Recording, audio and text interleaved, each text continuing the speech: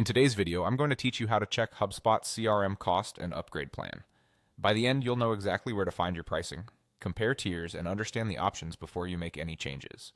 First, open your browser and head to the HubSpot login page. Sign in the way you normally do. If your team uses Google at work, click Sign in with Google for a quick login, then choose your Google account to continue. If you're asked to confirm permissions, approve the prompts so HubSpot can connect your profile. Once you're in, make sure you're in the correct HubSpot account if your company has more than one.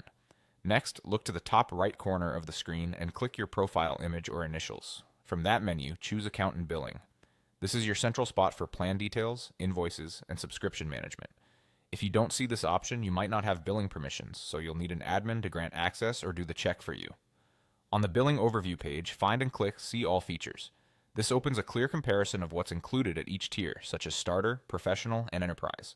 It's a great way to evaluate which plan matches your needs. Pay attention to the filters on the page. You can switch currency and see pricing by term, like monthly versus annual.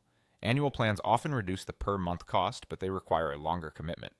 Also note that some hubs include seat-based pricing with minimums, and certain tiers may require onboarding services. All of that will be reflected in the pricing breakdown here.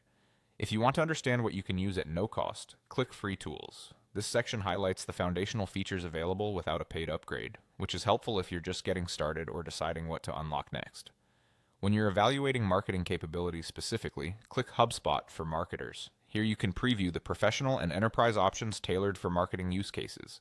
Look closely at feature limits such as automation, reporting, contact caps, and advanced tools. This view helps you judge the value of an upgrade based on what your team actually needs.